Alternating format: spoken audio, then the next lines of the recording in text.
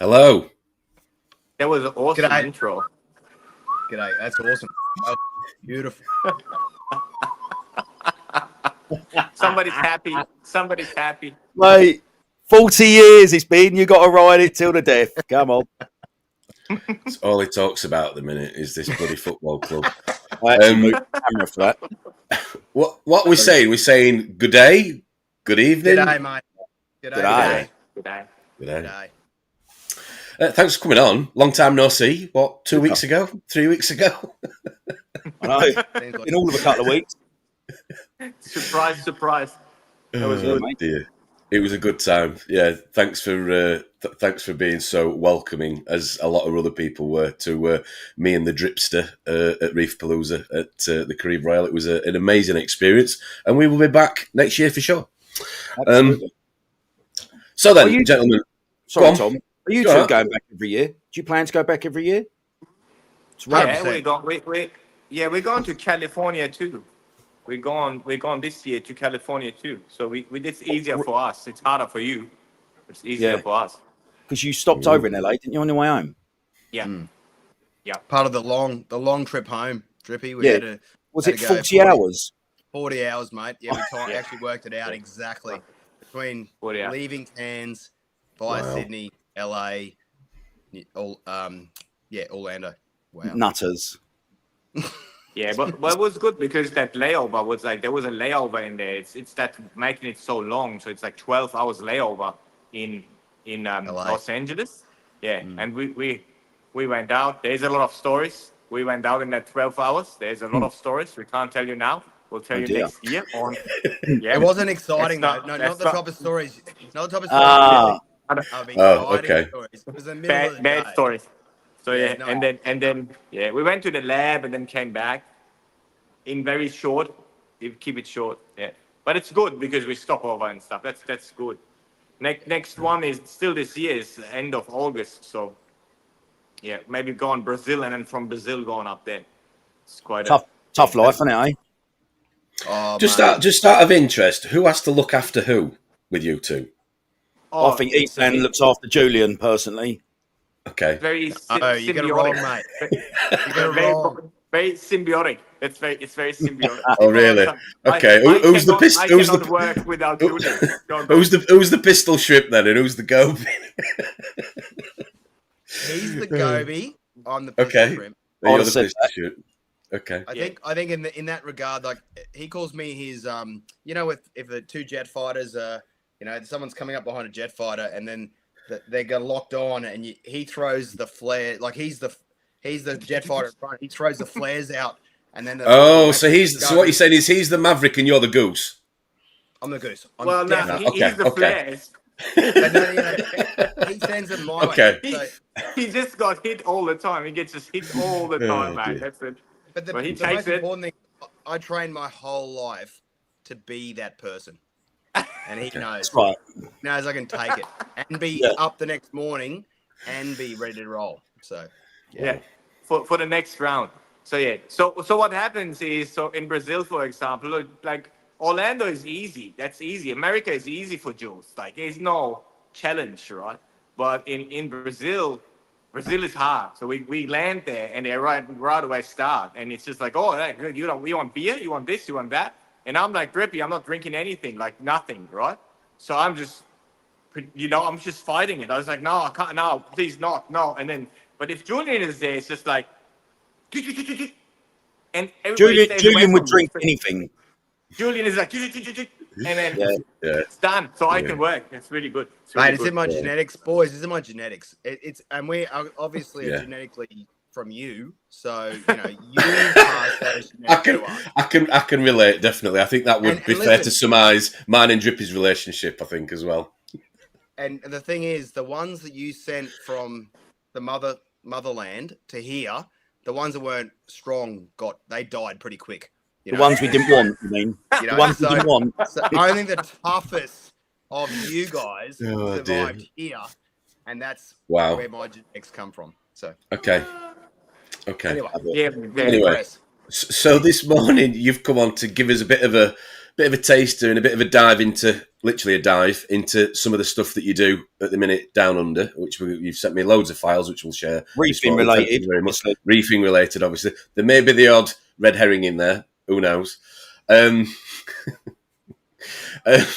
What we're going to do to start with, like we always do on one of these streams, is say good morning and good evening again, wherever you are in the world, to everybody that's joined us. So, Julian, you're going to be the spokesperson this morning. There are some questions coming through from Ehsan already, by the way, just so you know. Oh, really? Okay. And Julian, obviously. Right, let's start off with, can you see these on screen if I throw it up? Yeah, I've got Norfolk Reefer. Morning, you salty bunch. Morning, Norfolk. Morning, Matthew. Morning, mate. That's your very... You need to read it backwards. You need to read it backwards. Melinda. Good evening, Melinda. Are you aware of Melinda? She's one of your own? Yes. No. Oh, Mel. Mel? Is that Mel? Oh, love you, Mel. You're the best. That's Mel. I hope it is. Careful. I still love you, Mel. Careful what you say. I'm bending Melinda over at the moment. Careful what you say. Oh dear, behave. It's Sunday morning. What else we got in here? Gazza's Reef. Morning all. I wonder if that's Gazza from Monsoon. But anyway, Gazza. It's not. It's Gazza from the UK. No. Good to meet you, Gazza. UKM 120. Morning all. Morning, Anthony. Hope you're good. Morning. John B. Any Finn. Morning, Reefers. Morning, mate.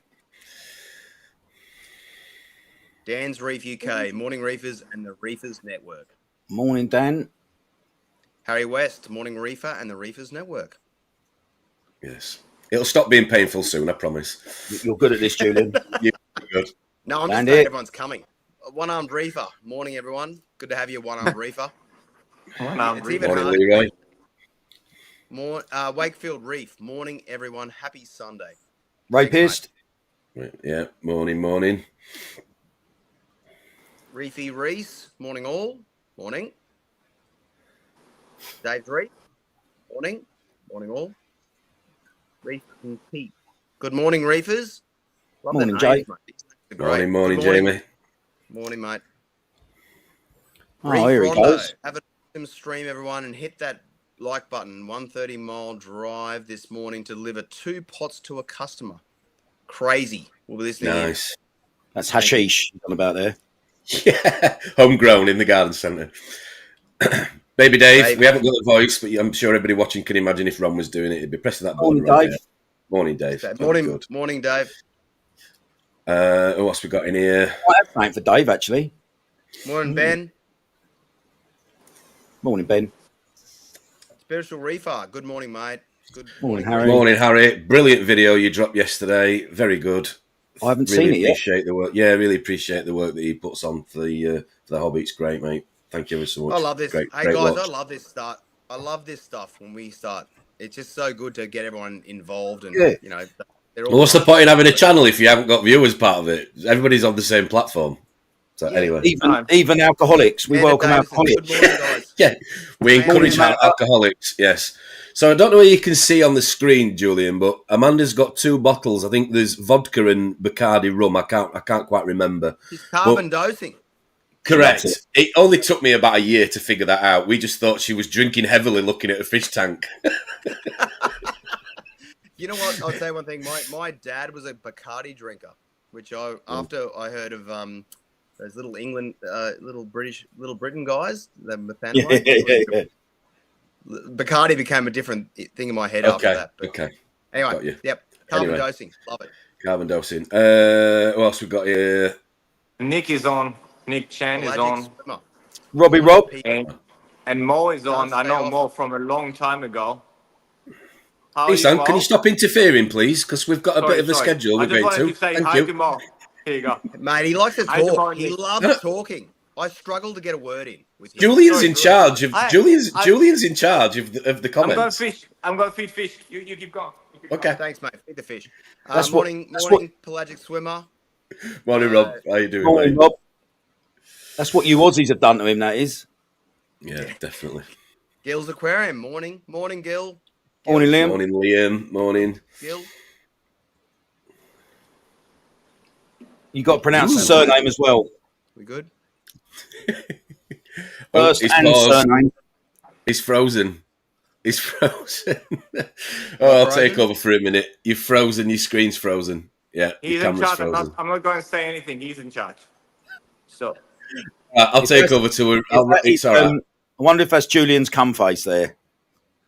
Behave. Morning, Yarrick. Hope you guys getting ready for holidays. So catch up, watching on the plane. One more sleep to a diving adventure. Here Red he Sea. is. Nice. Hang on. Julian's got to try and pronounce first and second name there. Yeah, go on then. I'll let you have a go. Okay, I'm going to go with Yarek. Yeah. Come on.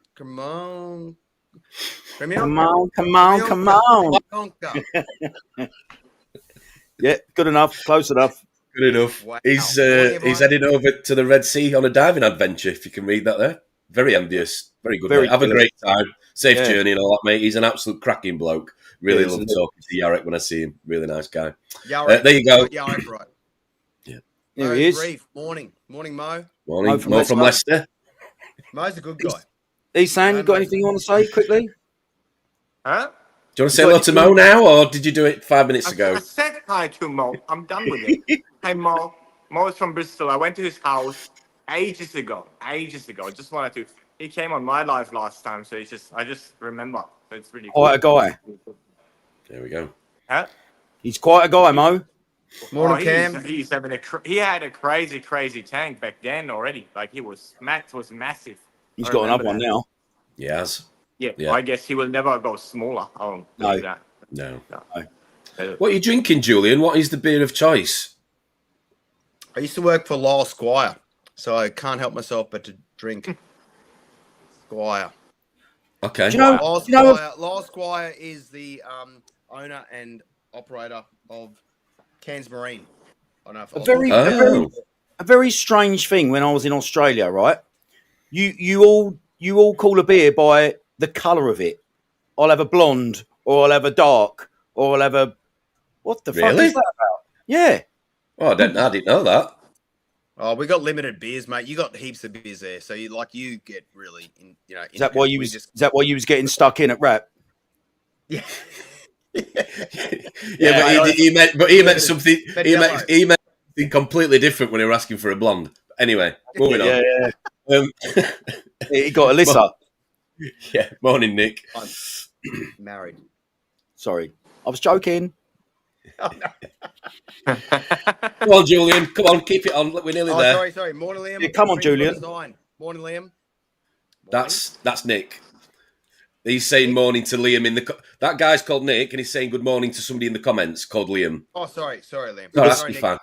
Tom, it was funnier when Julian just did it. Pecky. Hi, everyone. Nice to see my Reef warlord, Ehsan and Juliano. There you go. Juliano. I reckon I know who that is. Okay. The only person who call me Juliano is someone I know. Petario. Anyway. Scott McMillan. Morning, Scott. Morning, Scott. Morning. Morning, Lee. Let's go. Bring it on. Lee. We're nearly morning. there. Michelle. We know Michelle. There are two other people here, Michelle. Good morning, Sylvester. I love that name, Sylvester. Good morning, mate. Good morning. Sam. Hello. Morning, mate. G'day. And you'll be pleased to know you're done. Whee! Good effort. I'll give you a 7 out of 10 for that. Not a bad effort. If it weren't for the technical glitch, you might have got an 8 or a 9. But anyway, okay. Cheers, mate. All right, You're welcome. I'll get better. Okay. So what do you want to start with then? So you sent me all this stuff. What do you want to start with? If anybody's got any questions, as we always do, throw them in the comments. We'll read them out, and I'll probably miss them. But no, we will go backwards and forwards like we did on Friday with Chris Meckley. So where do you guys want to start? Anything in particular? Do you want to start with, Julian? Ehsan? Anything? I've done enough talking. I had a disagreement with Ehsan. No, the other day I had a disagreement when we put our first corals in. Oh, yeah. Okay. Yeah. Tell us about that then. I think he remembers what I was not happy about. Come when he on, first piss put him the off. coral in. Piss him off. Does he remember? Yeah. I'll show it to them. I'll show it to them. To show I've show seen the them. video.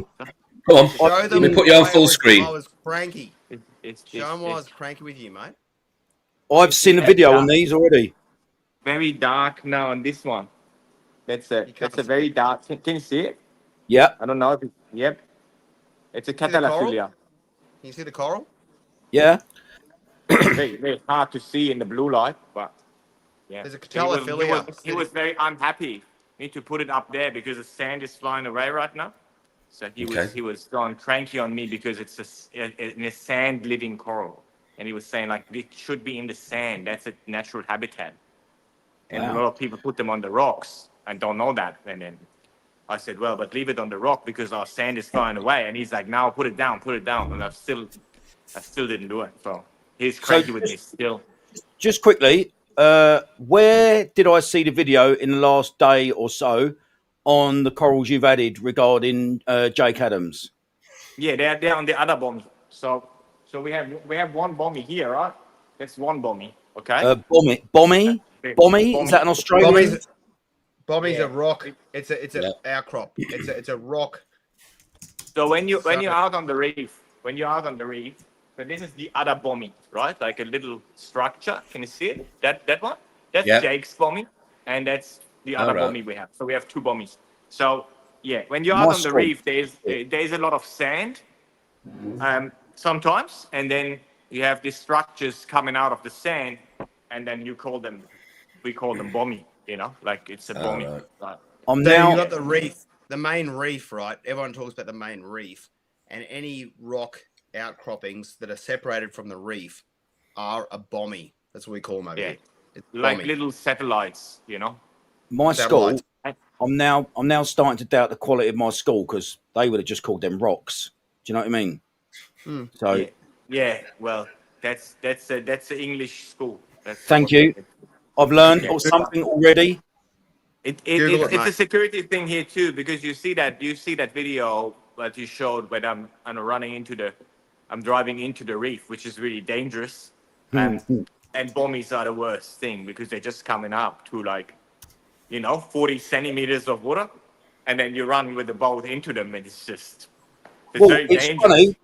It's funny because I've been YouTubing scuba diving videos of the Great Barrier Reef right at Cairns, right, and you can see literally you could just snorkel. They're literally a couple of feet below the water. Some of the bommies full of coral are literally only a couple of feet below the surface. Oh, I can show you stuff. You would be scared.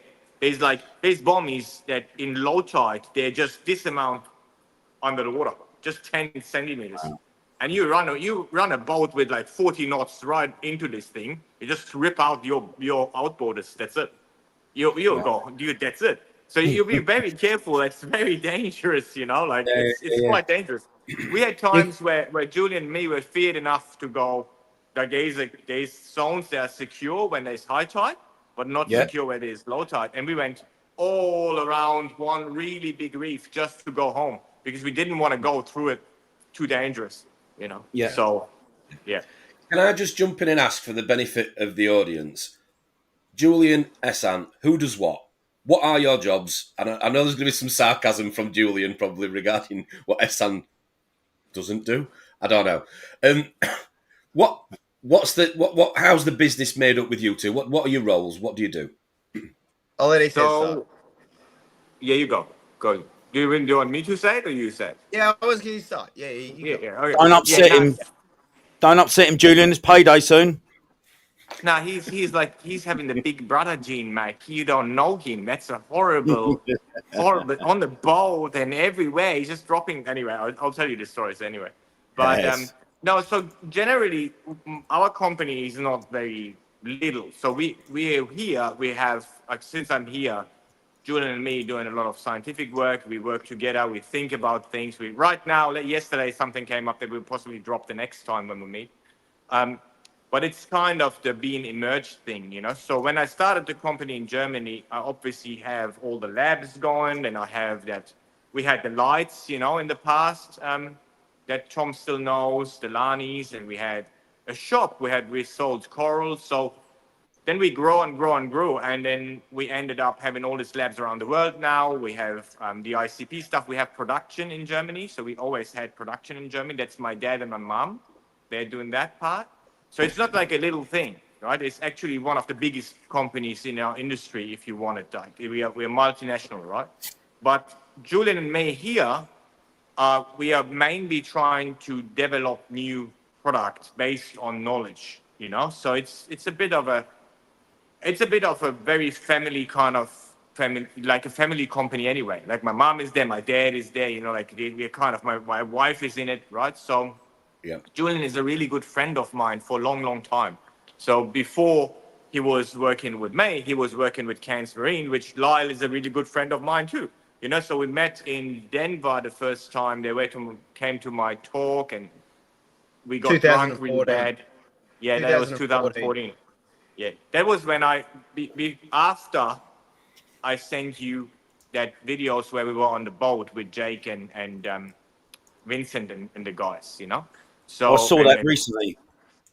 yeah, that's something I sent you over. Like this was it was a great thing too. So I started it then. You need to understand, I started all the sampling and stuff back then, but then here we're just overdoing it. We have our lab, which is right behind that tank, and we can sample water. We have our own boat. So Julian and me, there is no real job description, but Julian is a marine biologist, right? So he's having the biological mindset, and I'm kind of a bit more chemistry. So it kind of works really well together. There That's is a no balance.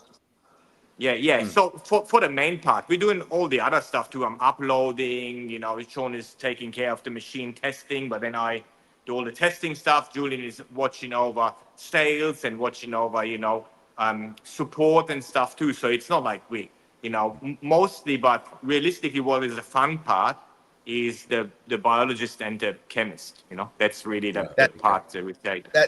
That's the thing I think that we only spoke about the other day, you and me, Ehsan. We were saying, like, when you're a biologist, and I've been up here since '97 in Cairns. So I moved up from Brisbane. I did my degree in the University of Queensland. I came up here and I knew nothing. I was book smart, but I wasn't reef smart.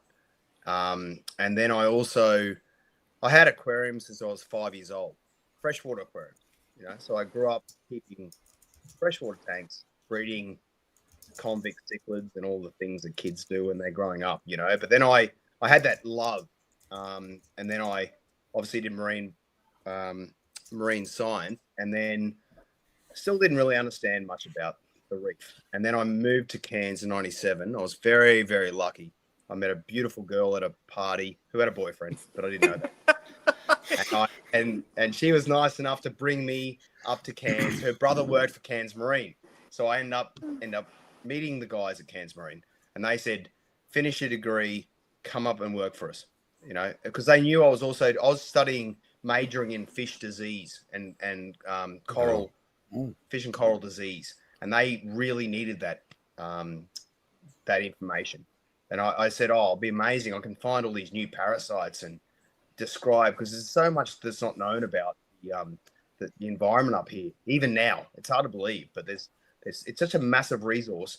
There's so much not that understood, and no one's done the taxonomy to actually find and describe all these species." So I said to prior with working with Lyle at Cairns Marine, I said, "Mate, I can find all these new parasites." He goes, "I don't care what they are, just tell me how to kill them."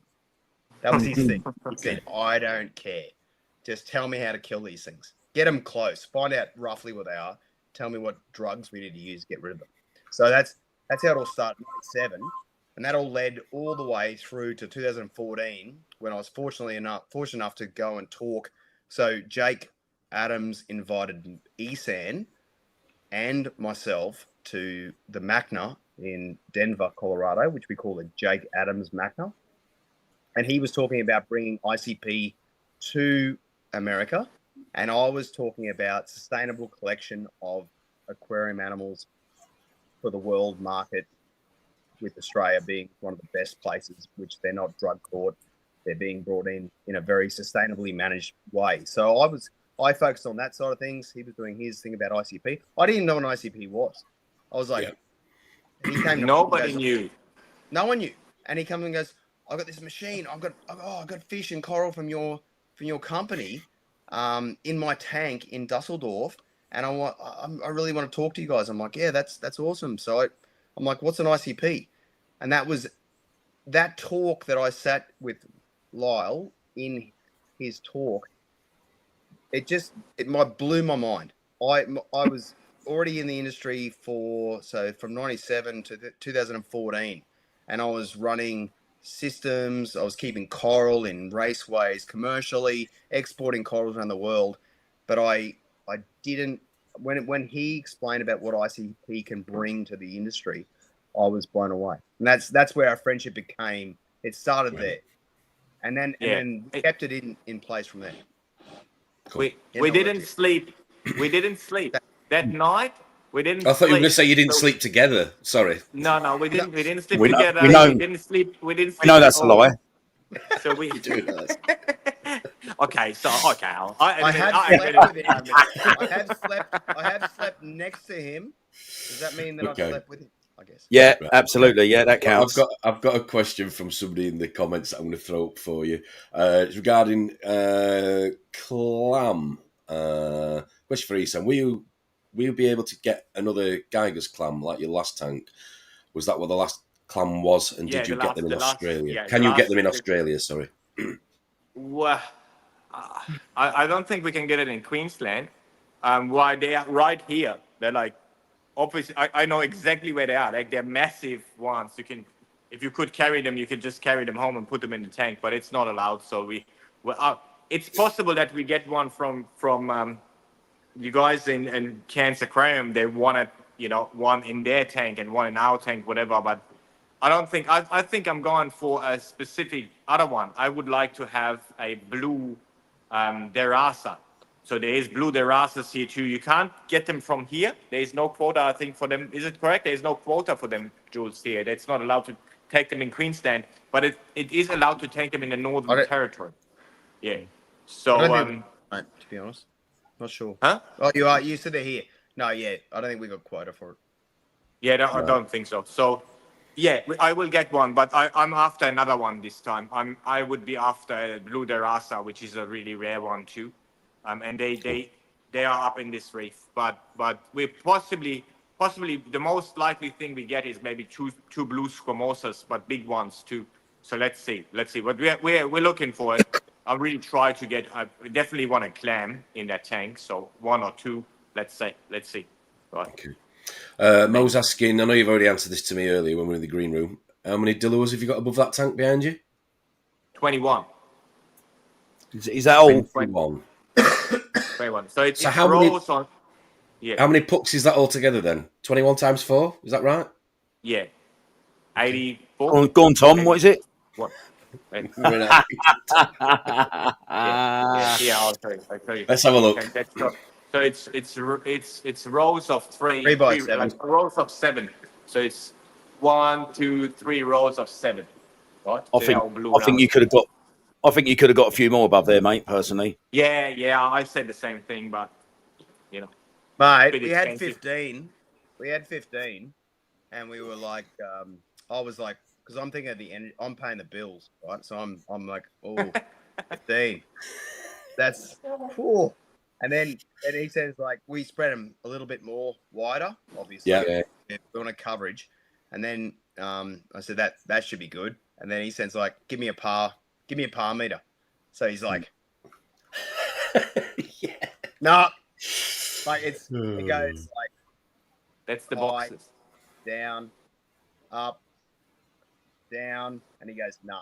Because we wanted to grow tabletop, like big colonies of like the really outer barrier Beautiful. tabletop corals. Like Beautiful. microlatus, like the Beautiful. really Efflow in there? Yeah, Efflows. I saw a really nice Florida too, growing really high up, really good green color, like hyacinthus. Hyacinthus. Then all the mine is like Monticolusa is one that I want, like a nice Monticolusa. Very rare. People don't keep them anymore, or never kept them actually. But they need a lot of light. I think you're going to need another tank as well, mate. If I'm honest. The problem is though, if you want to grow those tabletops to like a massive like colony, if you have those drops in par between the lights, they're gonna not tabletop. They'll reach. Yeah, they're reaching for the light, aren't they? Yeah, Yeah. so you won't get that There we go. beautiful Yeah. natural thing. And it's fine. Not everyone wants that. Like that's what we're trying to do. We're trying. I've got that issue in my display tech downstairs because I've got brace bars, and where I've got a brace bar, I've got significantly less growth of certain corals than I have when they haven't got a brace bar. Literally inches to the right or left. It is bonkers, and that's the same height, pretty much same flow. Just literally, they're not getting the same light penetration. That's very normal. On that YouTube video I was saying that I watched of them scuba divers in Cairns, off of Cairns, where them what I now call a bomie, thank you, was only a couple of feet below the water. That is where fucking hell. That is where I had massive tabletop corals literally on them, and they were humongous. Yeah. Wow. Yeah, That's extreme. They are, mate. So that's what I was always. So look, this light right now, we're running it on. I changed the color of it, so I dimmed the blues. I like it more white, right? Mm-hmm. So we're going half blue, and then we go 100% white. So it's kind of getting more white. So we're not using all the power of that light, right? But realistically, up that tabletop kind of things, you measure the light there, it's maybe 2,000 pars, So it's a heavy amount of light. We'll go with the boat. I mean, you have the pictures of it, but we'll have like a par meter for you guys, and we go in there, we measure it, we'll possibly live stream it while we're measuring it, so people can see really how much light that is. So when we're out there, Julian is dying. Like I'm the skipper, right? So on the boat, the job is I'm the skipper, and Jules is deckhand. We call him dickhead, but it's deckhand, right? Bitch for short, yeah. But he's pretty much like so he's really a good operator. I admit that. I can't say anything against that. Like, definitely perfect operator, right? But so he's on the back of the boat most often to check things. And it's so hot. It's a white boat, but it is so hot. You can't walk on the floor. The white plastic gets so hot, it cooks your feet, right? And he'll be red all over. He's carrying like he's wearing. Yeah, now I'm scared of the sun. Like in the desert. Look, very heavy. I've lived in Cairns so many years that I'm just so like honestly, you can't explain it to. Even when I grew up in Brisbane, compared to here, I don't know what. It's just that close to the equator, it's so much more intense. So I'm like, I wear I have like this little. I wear my glasses and stuff, but I have a full head cover, and I just keep out of it because it's so intense. So those corals, they get even at low tide exposed. Yeah, out of the water. Yeah, there's no way you can overlight your tank. There's no way with LED lights you can overlight your tank. It's impossible. With any light. It's just not possible. Well, not even, of course. No lights. We're half an hour. We're 30 minutes in, so let's have a look at some of the stuff you've sent me. If I can share this, let's have a look. Where are we? What do you want to start with? Do you want to start with your boat? I mean, start with the boat so people can see what the reef is. Start with the bang. Wow. Okay. So that is Pixie Reef. If you want to look that up, that's where we do quite a bit of work. We did quite a bit because it's very close by. So that boat is 12 meters, right? So that reef is already quite big. How far is that reef off the shore? 30 kilometers, I would say. 30 kilometers, pretty much. Beautiful I would say. reef. Beautiful. Like 32 nautical miles. Yeah. Seeing the angelfish around there, Julian? No, 15 Shitloads, mate. That's a crazy fishing spot too. So we have zoning areas at the Great Barrier Reef Marine Park. So we have zones, and we can take water everywhere, but you're not allowed to fish in some places. You're not allowed to fish with a special amount of hooks or spare fish. So there's green zones, yellow zones, pink zones. They need to allow anything. It's a super protected area. So it's pretty good. That's a blue zone. So that's pretty much free. Is it me?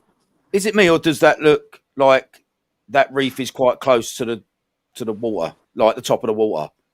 Shallow. Or is the No, water it just is. shallow? No, you can't go over it with the boat. You can't. It's super Wow. shallow. Right. Wow. So where I'm going right now, that's already dangerous. So when you see my boat now entering that reef zone, that corner, and then the water is 7 meters and it goes up to 2, right away 2 meters under the boat.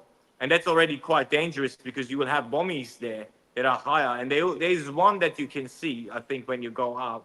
There's one bommy, and I avoid that one. See that one? Yeah. That is definitely too close. So if I run over that thing, then the motors are gone.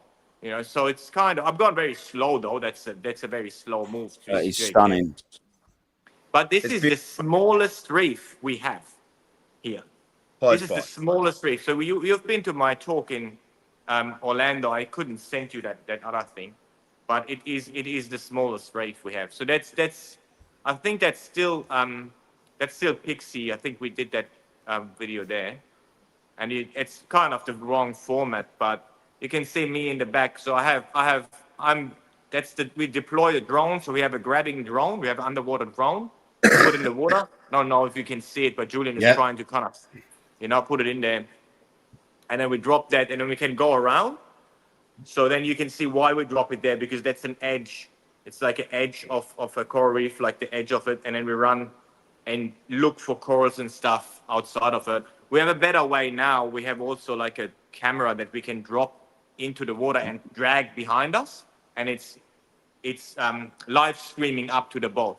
So we can see everything underneath the boat. That's pretty good too. Yeah, that's much better than that. But this thing can actually grab stuff. So we can grab samples of sand. We can grab, if we want to, if we see something interesting, we can go and grab things. There is a possibility for putting a syringe on top of it, and then we syringe out stuff. So we kind of grab samples out of it. It's pretty good. It's a good thing to have, but it's still complicated. The other one is easier. And go. Just to add to that, like people go, well, why didn't you just go there and take the samples yourself? But like there's some places we have to go, especially inshore. Like there's everyone plays it up. Australia's dangerous. Sharks. I'm not worried about sharks. I'll do it. Well, hang on. You thought that until that white tip had a little munch at your flipper that time, didn't you? Hey, you shouldn't say that. I told you not to say anything because my wife doesn't know that story. Okay, so keep that between you and me.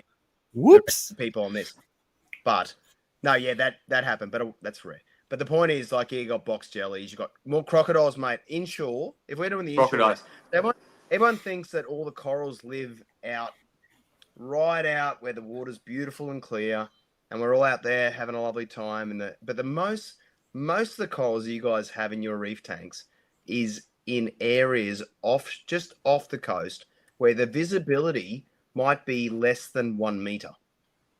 Yeah. So it's very turbid. Yeah, turbid. Euphyllias, right? So most of euphyllias, especially the like gold torch, all the ones that everyone loves, especially the green, like green euphyllias, be it Divisa, the Holy Grails, they're definitely just on the coast. They're in water that no one's ever diving in. You guys aren't going to ever dive in, ever. You shouldn't. Like the collectors are making their money. You say, oh, they're expensive. Like, yeah, well, you jump in that water with 1 meter visibility with bull sharks, crocodiles, and box jellyfish, and you tell me how expensive those things are.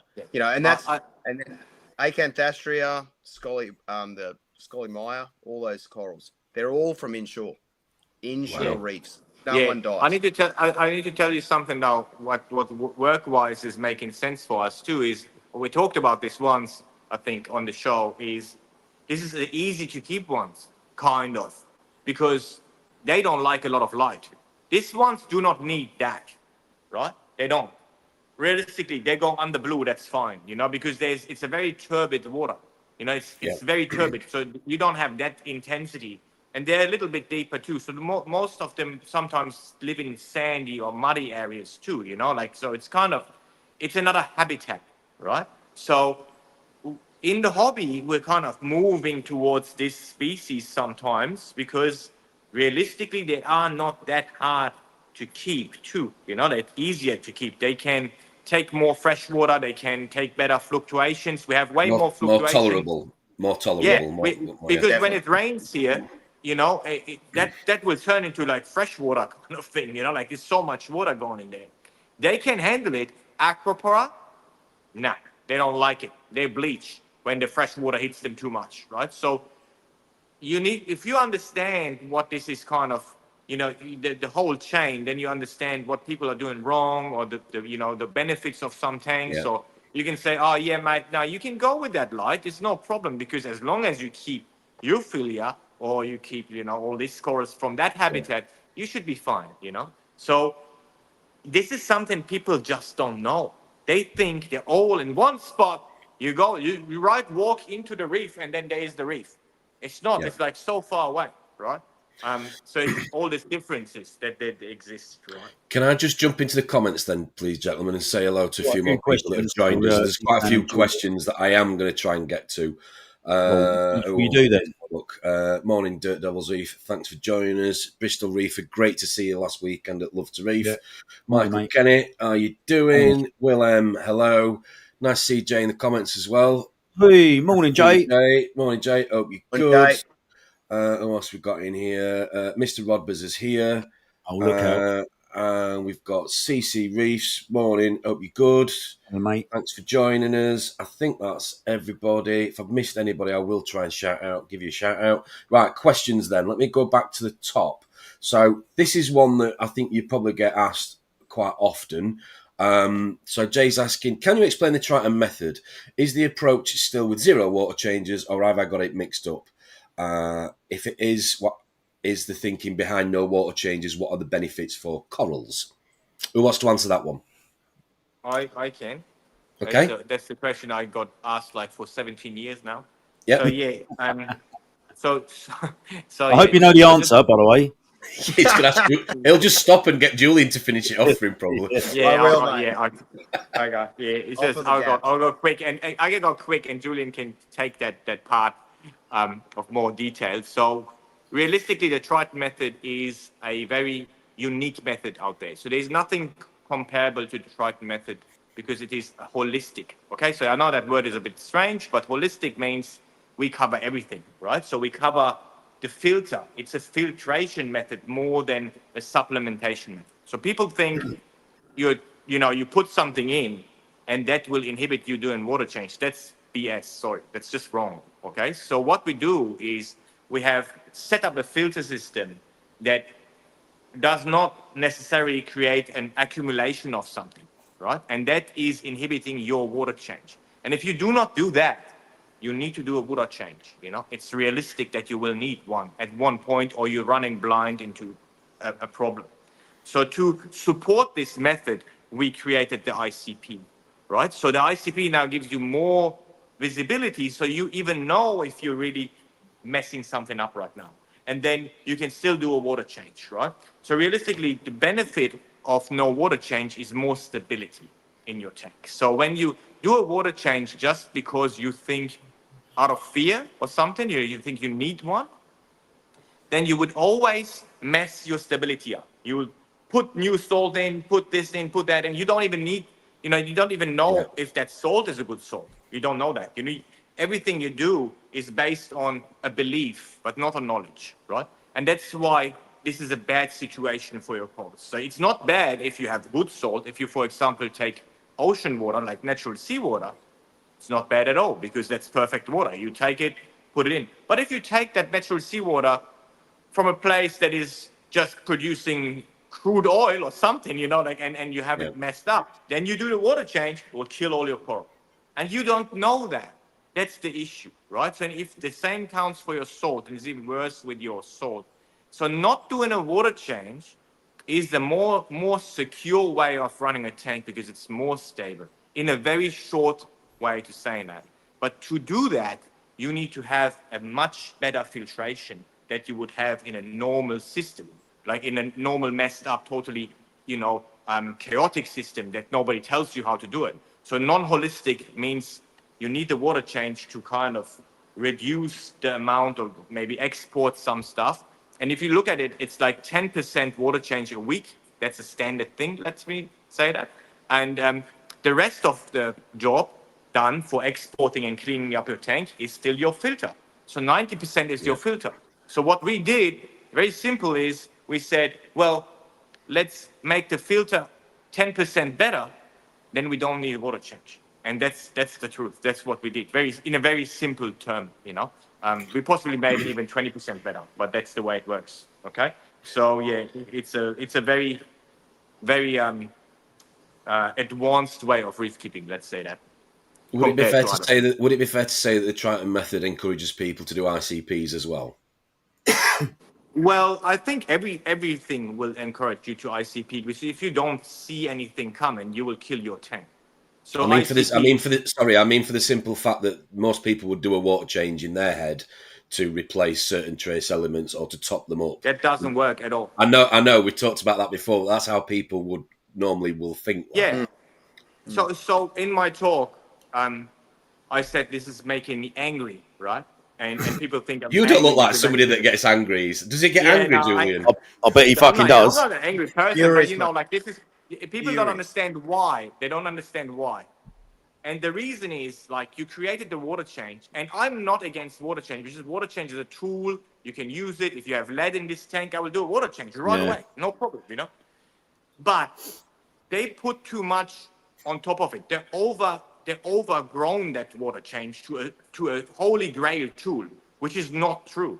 And by doing that they inhibited people to think out of the box. They inhibited science. No, you create this thing. Oh, I don't need to put trace elements. I don't need to measure trace elements. I don't need to put them in, because I just do a water change. Sorry, that doesn't work, but nobody cares. They just do it and think it's happened, right? And then the same counts for nitrate and phosphate. So we just do the water change and we reduce nitrate and phosphate. Why the hell do we phosphate removal? Why do we need that if the water change would sort that problem? I feel like I've got him going here. Sorry. But can I say something that would you pose a question?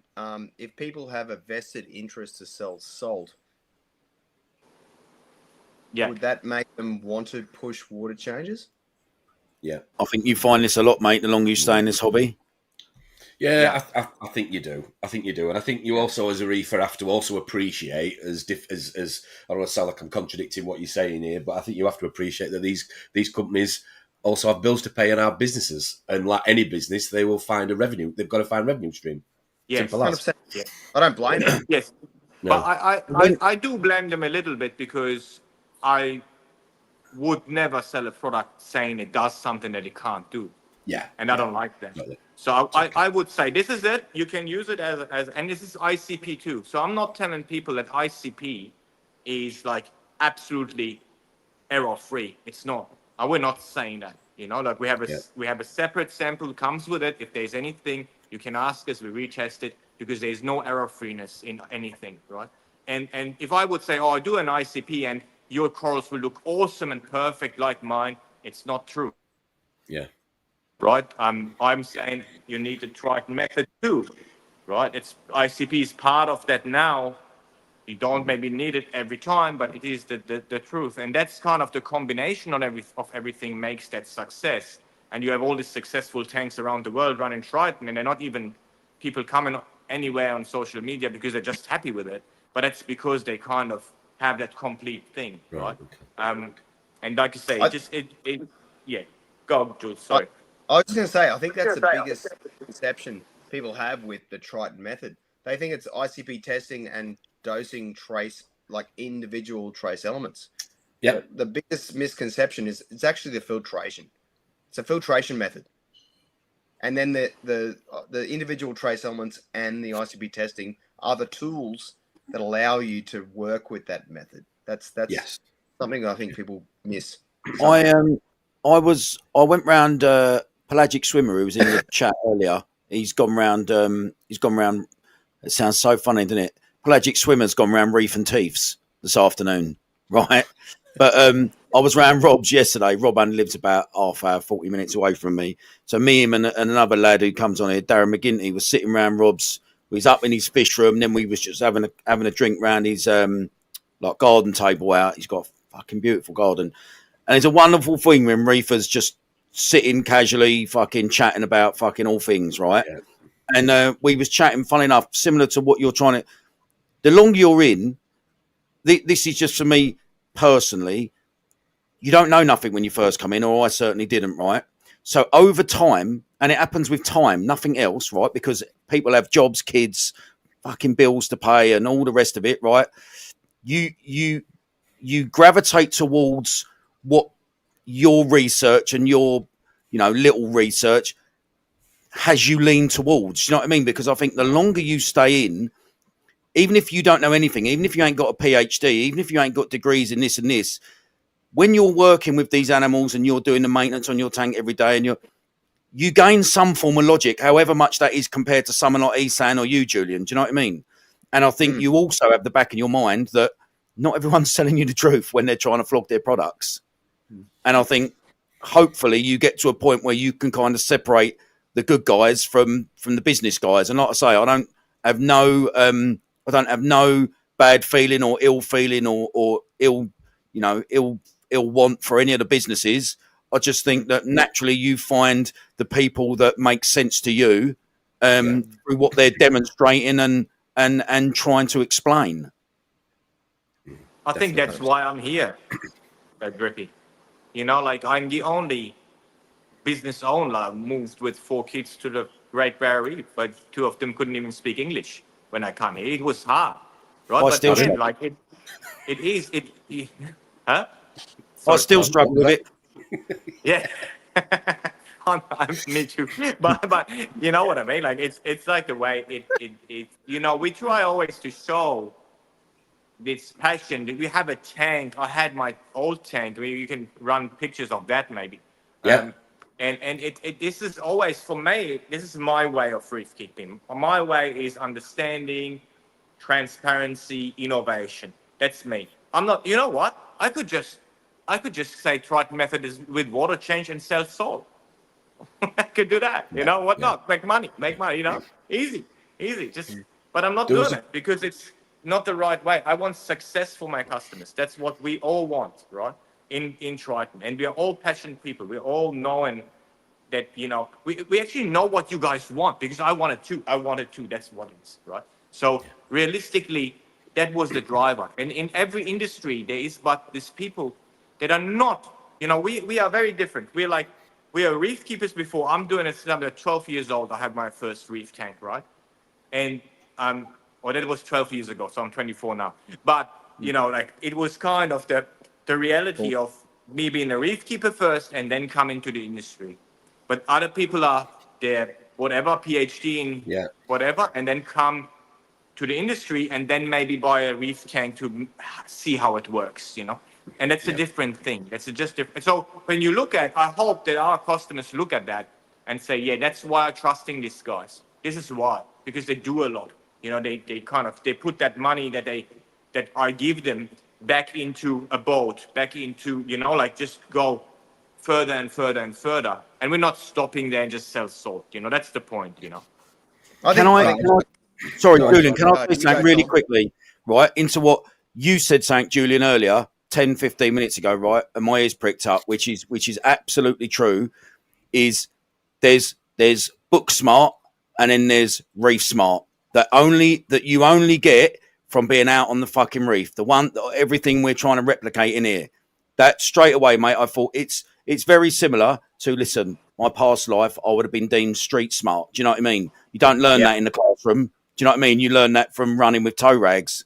Do you know what I mean? Yep. So I totally, I thought that I wanted to say that earlier. I thought, you know what, that's the one thing. When I met you guys out in Orlando, when you told me you'd bought a boat and you was out there, all of a sudden, mate, my ears felt like satellite dishes. Do you know what I mean? I want to ask a million questions. Mate, can I... And now you know what a bommy is. I know.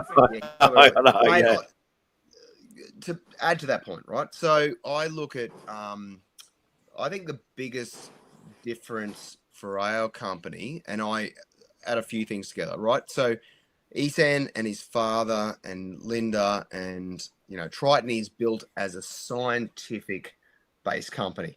And I see that as if you look at the way even the way that we approach dosing, like it's a DKH based system. Whereas it's not these additives should go in. I mean, it's ICP as well. Okay. ICP is the core of testing. Do not dose anything that you can't test for. No blind dosing, right? Which was previous to ICP. That was what the industry was, blind dosing. You just 1 mil per 100 liters, A, B, C, 1, 2, 3, in it goes. Doesn't matter what size, what corals you have in your tank. Didn't matter what type of corals you have in your tank. How does anyone know what to put into your tank based on a volume dosing system? It's got to be based on something. So if you look at our website and all our dosing calculators, it's often very much linked to DKH, because that's some form of understanding of what the biomass is in your aquarium. But what I want to also say, based on what you said, mate, is that my comment. Yeah, I did a degree in marine science. Yes, I worked at Cairns Marine for 20 years, and I learned about the reef, and I actually dived, and I caught coral, and I caught fish, and I saw the habitats, and I learned about that. But the thing that you add all that together with the fact that I've always had marine aquariums, and I always said I would employ at Cairns Marine when I had people asking for a job. If you said you had a marine tank for 2 years, I'd employ that person 2 or 3 years over a marine biologist, because I think those people have expertise that is unique. You can't buy that information. If you've got the expertise, it's the experience over knowledge, isn't it? Yeah, that's how I see it, mate. I think you run a successful reef aquarium, you've got so much information that you've learned through trial and error. Possibly you've maybe got a good person who's a mentor that's got you through, but you've got a really good understanding of reef. Basic. Start Monday, yeah. Start Tuesday. Sorry, bank holiday. Start Tuesday. Me and Drip, Yes. yeah. Yes, please. Yep. I'll drive the boat. It'll be fun. The first thing is we cook you on the boat. We all get cooked together. My skin, you mean? Can we dive? No pun intended. Can we dive back into some of this footage that you've sent me? I mean, I'm going to show it again. The one that we showed a second ago. So this, I think there was a question here from Jay's Real Reef. What does the blue zone mean in terms of the level of conservation? Blue zone is absolutely free. So there is no conservation in blue zones. So you have no zone, which is maybe freer than the blue zone. But in blue zone, you can do, realistically, you can fish. It's still a conversation, it's still like a zone. But you can fish there as much as you want. You can. There's several zones. There's but the blue one is the freest one. So you could collect coral there, for example. You could, if you have a license for collecting coral. You would be allowed to collect coral in the blue zone, and you have any kind of fishing is allowed to, spear fishing, line fishing, trolling, everything. So I'm very aware of these zones, right? Because we are a scientific boat, so we need to be we can't, risk that. And then the guys are watching it. I'm really proud of the Australians. They're doing so well. They come back. That's that's my wife. When she gave me that syringe thing. But this is 2014. That's not here. That is Komodo. That's in Indonesia. So that's when I went on the liverboat, and that's when we see that coral though. That's a very special coral. That coral there, that little thing. Pretty cool. But you can't really see. I'll maybe send you a picture for the next time to make it bigger. But we went to Komodo. There was all these crazy corals, and that's the way we collect water. That's me collecting water from the siphon of a sponge. So I built this thing up to be able to. So I created a vacuum in that little 50 mil kind of vial, and then I have a little thing I open up, and then it sucks in the water. So I'm trying to get. That was cool too. I was detecting toxins from sponges back then. That's so long ago. I just want to tell you this. I'm doing this for like ages now. Like this is 11 years ago, right? And it's Indonesia. It's not Australia. But right now we can do much more. So here, that's a bunch of parrotfish. Yeah, and that's the reef toilet. That's what we call it. It's pretty outer reef. It's not inshore. And Never seen that you fish. see Before. how much, huh? I've never seen that fish before. Yeah, you have a lot of fish you would never have seen. You come here, I'll show you. It's crazy. And then see how much food they produce. Yeah. So literally I'm swimming there right in the pool. Fucking hell. Yeah, and they do it all the time. They're like permanent producing. I don't know what.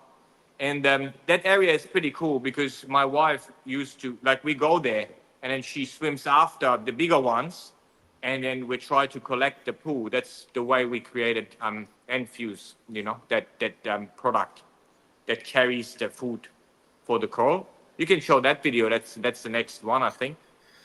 Let's have a look. Because there's different species of them too. So we're looking at getting poo from the different species. So that's the one that with the yellow tails. But that's one that you curry the night before, wasn't it? Sorry? What's that, mate? I said, look like they just had a curry the night before. Yeah. So here you go. Look at that. A good amount. See that good stuff is actually the one that is floating. See that floating ones? So the particle size is so small that they float, right? So that's the other type of beautiful. That is one of my favourite fish. Yeah, so you see there's not too much coral on that area here. But you go, like I would That's really insane, say isn't it? That's mad. 20 meters from that spot and everything is covered. That's a green zone too. So that's Do you find, question, Ehsan, Julian, do you find that they shit back over the coral reef? Or where there's... Yeah. So is there some weird understanding of the fish itself to shit back over the coral reef? No. Rather than open areas where there's no corals. No, they're just munching on the coral the whole time, and there's a whole, like, you'll see a school them just mowing. This is another thing that people. I love the story, and I've got a bit of a thing. I'll say this with recent in the years I've been in the industry, I've seen people go away from live rock to man-made rock with this fear of sustainability of live rock. From the reef, and also scared of having hitchhikers coming in. Yeah. Right. So those parrotfish will eat more live rock coral in a year than one school will actually than the quota for live rock on the GBR for Australian collectors. Just to put it in perspective. One school of large parrotfish will consume more structure of the reef than the Australian collection company, the industry, is allowed to take off. What we call it a school? What sort of, give us a rough idea on that's numbers. like, I would say 50 fish. It's one school. It just, I can't explain it to you. It's just not it's not an argument.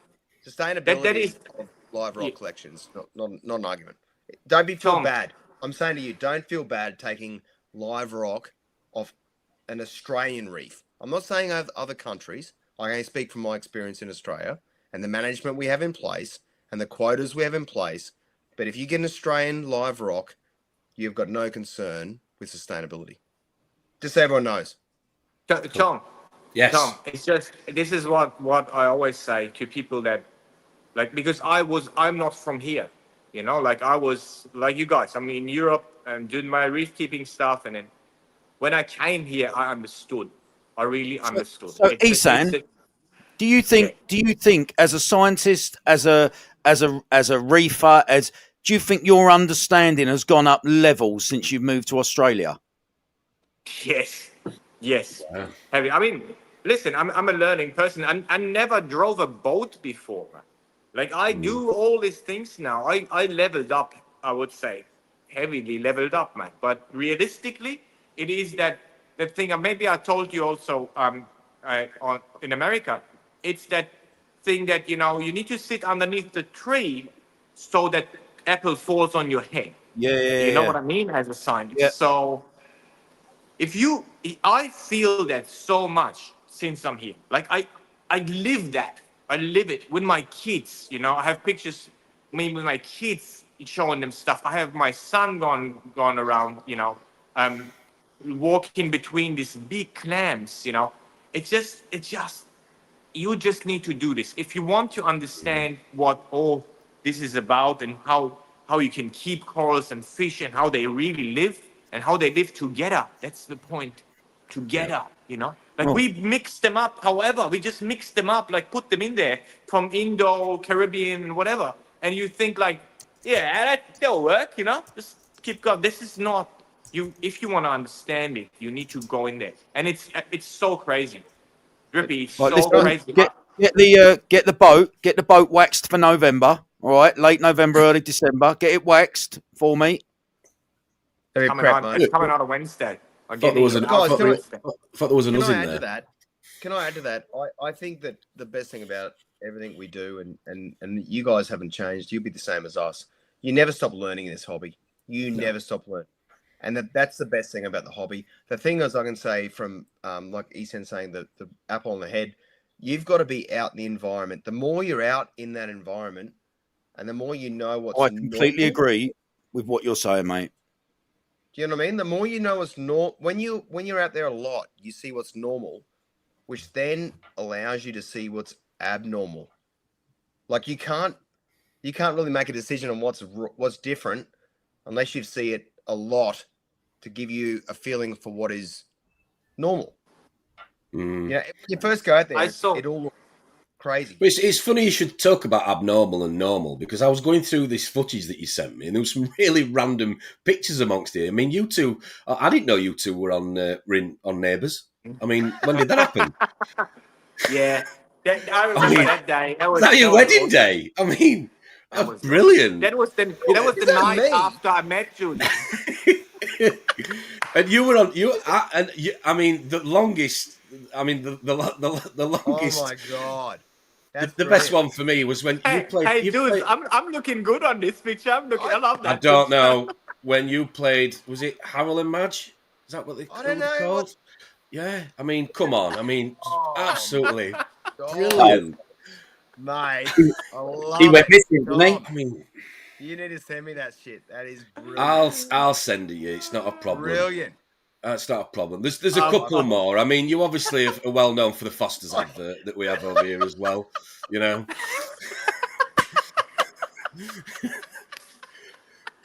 Yeah. And the last one that I found while I was going through it, the most famous one for me has got to be, and I was a massive fan of this film when I was a kid. I mean, you two make a brilliant fucking album, Dave. I mean. I will send that to the government, Jules. I will get my passport right away. Brilliant. Oh, that's great. Brilliant. Mate, you look good as Mick Dundee. That looks good. Anyway. Hey, Tom, thank you, Tom. Tom, I want to see those. Send them to me. I will. I'll send them on to you. I'll email them to you both. No problem, mate. We framed them here. Honestly, I'll frame them. I'll put them up there. Dear. I'll just put them up there with the white. Okay.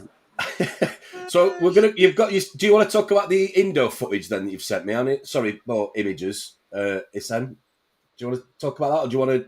I've got your files here in front of me. What do you want me to throw on screen for you? The pictures, isn't it? Yeah. If you want to, that's the Indo trip we did, like 2014. I just wanted to make sure that people understand how much effort we put into that understanding of the trace element. Set points, you know, because people sometimes think they were written in books or something, but they weren't, you know. So I asked you about this last time. Huh? I asked you about this last time. Where do you get your set points? You know, when someone sends an ICP off and they say your iron should be between this and this, well, what is this and this? Where does that come from? Do you know what I mean? Yeah, and that's what we did, and we see it. It's stated. I look very young. I was young back then, and that's the whole time we're working on them. So we created, when I came here, Julian and me created the habitats. So we went out to the reef, and Julian was kind of trying the same way. I had all these questions, and Julian was saying, "No, mate, this is this way, this is this way," and and this. Look, I just give you an example for Julian, right? So we're on the boat, we're running somewhere, we're just running down a reef, and then all of a sudden this whale comes up, like a massive whale comes up, right? Like really big, just in front of the boat, and I'm just screaming and saying like, "Whale, whale, whale," right? And stop the boat, and then this baby whale comes up, and we're like, "Oh my God, a baby whale," and there's this big whale and the baby whale, and they just stop. Drippy, they stop, and they sit there and don't do anything. And I'm getting my camera, Sean is getting his camera, and Julian is just doing nothing. And I'm like, "Jules, what? Jules," like, and he's like, "Ah, yeah, fucking whale." And it's like, why? What? And so because Julian saw them all the time, and then so this was the beginning when we had the boat. Now when I see a whale, I got scared. These things just come up, and I'm running 40 knots, and I could just run into them. So he's just from here, man. That's the reality. Right. So he was explaining me the zoning. I'm jaded, stuff. boys. I'm jaded. I want to do stuff. And yeah. We got a mission. We're going to do something. Yeah. Not whale Definitely. watching. Yeah. So, but anyway, so realistically, he was telling me about his own. And I was then coming up with, let's sample water there. Let's see if there's differences. Let's see if there's chemical differences. And you really need to do these things to be able to then give it to people. Realistically, the testing service is not the main thing for people. What we give them is the set points and then the recommendations. That's what makes them successful. And a lot of people do not understand that because they get sold on the testing. The testing is an awesome thing to sell. It's just awesome. I know it's a good idea. It was my idea. It was a good idea. And then people are selling tests and tests. But if they don't know what to do with them, how do they ever tell you what to do with these results? Because, like I say, they're not written anywhere. I never wrote a book about it, So realistically, that's the point. And that's why I gave you this information. So do you see that I'm doing that for a long, long time now, So it's realistically that knowledge that is the IP of Triton that carries us along all the time and makes our company so successful, Most importantly, guys. Sorry, Go on, Julian. You're all right. Go on. I just want to say, mate, most importantly, we haven't stopped. An Ehsan's brain can't stop, And if I could put him in the lab and not have to do trade shows and do all the things we have to do, which we enjoy doing. If I could just lock him in the lab and let him just stay in there and keep him working on coming up with things. Yeah. Mate, we got stuff, we have got things we're just about to bring. We just want to bring them, but we have to work on them. Are you and talking? Make sure they're right. Are you talking about announcing that I'm coming out to take over Triton? Yes. 100%, mate. But we didn't want to say it. I didn't expect you to tell anyone. Yeah. See you all later, everyone. Have a nice time. See you later, everyone.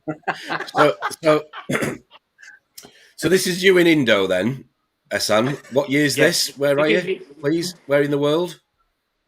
Can you already see that picture? So what? You put it up. I'll tell you. You go through the pictures. I'll tell you about it. Okay. That's Komodo. The island where the Komodo dragon is from. Yeah. So around Komodo, it's special. It's a very special area. There's very different reefs, and we went on a boat with Jake Adams back then when he was still alive, and Vincent Chaliers and Joe. Joseph Caparata from Unique Corals. Joe was on that boat too. There was my wife and one of my former employees with us, and we did a lot of sampling. So we did sampling. We did even genetic sampling of some corals. So you can see that on the pictures too. And if you want to get them in, Tom, I don't see them. I'm trying, mate, but this doesn't like your files, unfortunately. This is quite close to Bali, yeah. Sorry. This is quite close to Bali. No, not that close.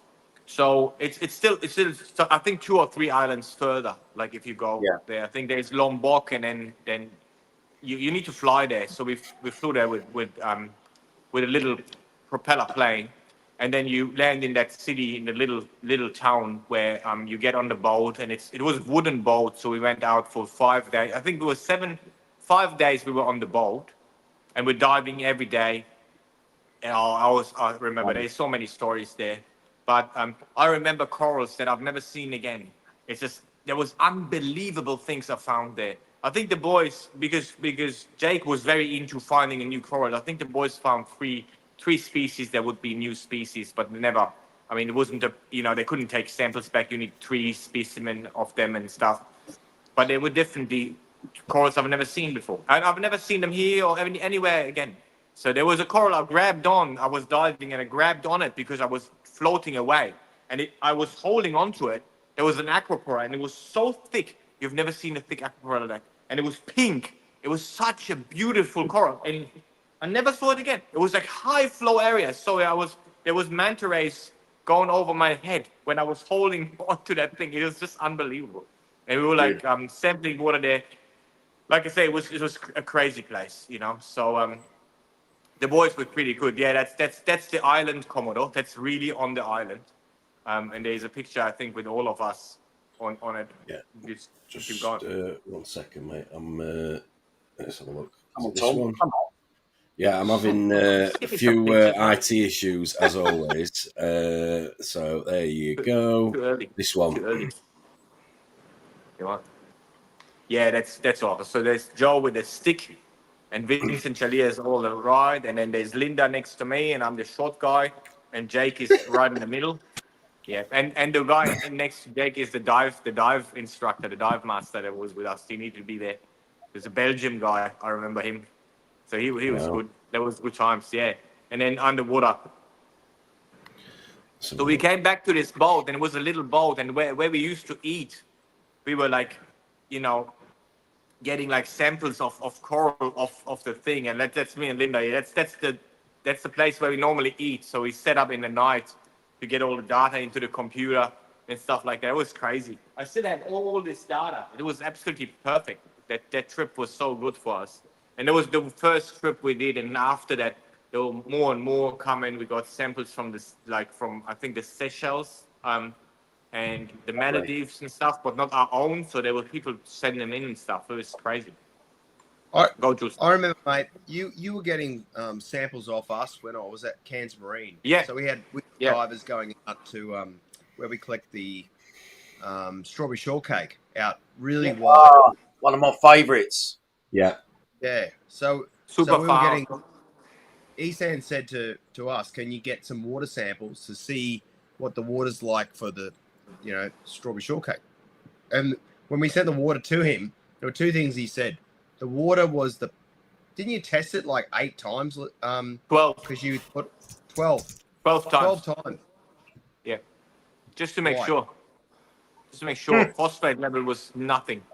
There was no phosphate in that water. It's so low. It was the lowest amount of phosphorus ever. And I tested it 12 times. I recalibrated the machine 3 times just to make sure I have the right readings. It was so low. It was so unique. It was so unique that the water from out that far out, because it's an outer barrier coral, so it's like right out off the continental shelf, mostly. And the water was so pure, he couldn't believe it. That was Still that was plenty of unique. fish there. Huh? Still plenty of fish there. Massive amounts, mate. Yeah, that's the only way. Ridiculous. There is like you don't want to swim there again. Like they're the big sharks, the big ones. I call it where the big boys play. That's where the big boys play. Really? That's what Jules always says. That's where the big boys play. Always. So the I'm scared of collectors there are spearfish. earning their money. Yeah. Oh yeah, but no, more that you can. I always, when I collected fish and coral, wasn't scared about sharks. It's only when you go spearfishing that's when I was scared. Yeah. And then out there, if I go spearfishing out there, We heard. I'm scared. But That's dangerous. But I was going to say the other thing, you're picking up the lead off the divers' belts. Yeah.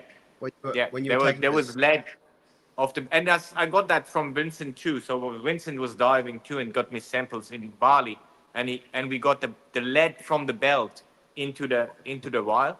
So you could see like lead coming up because of the belt weights. You know, they touch the belt, they have it on the belt, the things is close to the wall, and then you get the lead and you get the lead reading out of it. So it was crazy. It was kind of a lot of things. It's just yeah, like I say, if we sit down, I can talk about this for 3 days. Like, I mean, I'm doing that for 17 years now, you know, like, so it's just another level.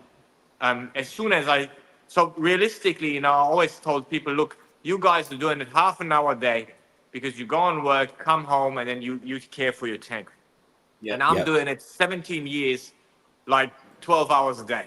You know, so it is my kind of thing. You know, as soon as I came from the hobby into the profession, I did it just 12 hours a day for the last 17 years. And then when I came here, just to answer you that question, repeat one more time, when I came here, just 5 times more. It's the information flow went from that normal amount of 12 hours a day to 5 times more, believe me. That's just the amazing thing. I've seen manta rays jumping out of the water here. Jumping, like Wow. flying out, like rays, you know, like maybe not mantas, but rays jumping out. Then it was just crazy. We had this day where all this, remember when all this, we were like, it was raining on the reef. And then all this batfish, there are millions of batfish just coming up to the surface, just coming up. Like you see them, it was flat, and you see batfish. I wish I could have that on video. It's just mind blowing, Drippy. You But don't even know what's going on here. No, I was everything. going to add, even mate, like when you kind of brought the lab here, like it took my experience here on the reef, and then you add a water chemistry, deeper knowledge to things for me, right? So I've just gone through this like different learning, so from the biology and trying to match the biology to the chemistry. Yeah. With a deep understanding of chemistry. That's where I keep learning. Like I never, ever, ever will stop learning. So with the boat, is your work focused on that reef that you showed us that you was going over, or have you got various reefs that you are actively working on in and around where Yeah. you are? So yeah, let me answer that. Now there is much more to that. So we are this is the smallest reef. So if you want to go on Google Maps and just put in Pixie Reef, written with the X, right? PIX, Pixie Reef. That's the one that I show here. That's the smallest reef we have. You will see there is reefs around us we work on that are compared to these giants. So on Google Maps, you will not be able to see this one while you can see the other ones. They're so big, right? Yeah, so this is Pixie Reef, right? Yeah, and then you zoom out a little bit. Tom, that's great. So you're doing great. Here you go. Zoom even Thanks, more, boss. even more. And then here you go. Here you go. More. There you go. You go. Bat Reef in top. You see Arlington on the bottom, and then you have all the Norman Reef, all the green zone ones. You have this Tongue Reef. Look at Tongue. That's a massive reef, right? So if you want to go from Bat Reef, that's the one that looks like artificially shaped.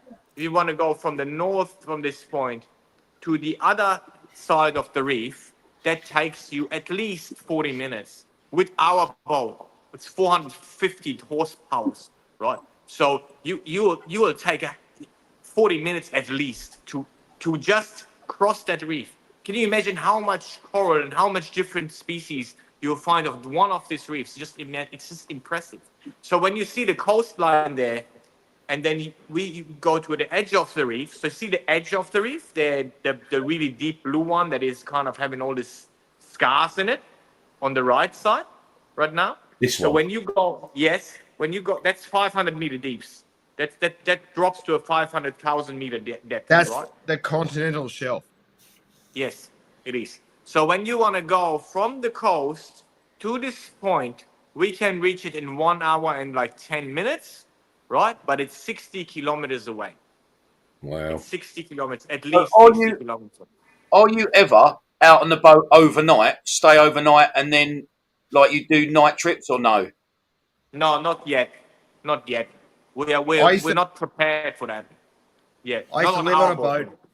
I used to live on Yeah. a boat, mate, for 5-6 days when I worked as a collector. So when I was collecting on the reef, Tom, can you zoom out one more time? Can you show that again and zoom out even more? Sorry, didn't want to Sorry. jump into you. Sorry. What he's there But for, Ethan? Don't worry. I just want to show you another reef that Cairns Marine went to collect this fish that I have in here. Just want to show you how far Cairns Marine goes, and we have samples from there too. Just want to show you. Right. So Okay. yeah, just because you wanna, so you zoom out, zoom out, zoom out, zoom out, and then you go to the even further to the continental shelf. Go to satellite again because now zoom in again a little bit. You've gone too And far, then Tom. stop. See that far out reef there? Just go a little bit up with your mouse, Tom. More up to the right, to the right. No, just go. right, No, right. no, stop. There's two. The two Yeah, little those two reefs. dots. Yeah, these Yep. two little dots Reef. next to the mouse. That's where they collect them. Wow. Imagine how So- far this is away. So I used to go out there to collect fish and coral. No, not coral, sorry, fish. I used to go there with Cairns Marine. It would take a day to get out there, and then we would spend 5 days out and another day to come home. But we'd live out there for at least Yeah. 7-8 days. I would And love catch that. Wow. We'll need 5 hours with our boat to get there in full speed. Yeah, we were So doing it's we were so- doing eight knots. 8 knots we were doing to get up there. Very slow. Yeah. Wow. Imagine that. Just imagine, and it's a total different habitat too. Look at it. I mean, it's so far away from the real reef. You know. Julian, Like- Julian, more importantly, how many beers did you have to take with you for that trip? No, we only Well, drank port. how mate. funny you We could only ask that drank port. question, Tom. I'm just asking for a friend. Yeah. Just port, mate. Just sailor's blood, we called it. Wow. So that's where this very special anteaters are collected. That's I was about to in say. 90 meters depth. I'm more curious as to why a reef has got a Google review. What's that? What I'm saying, I'm more curious as to how it's got a Google review. As a Diver. reef. Which one? It's got a 4.5. Yeah. Pixie Reef has been rated. There is a tourism boat that used to go out there. I don't know, Oh, they must okay. still.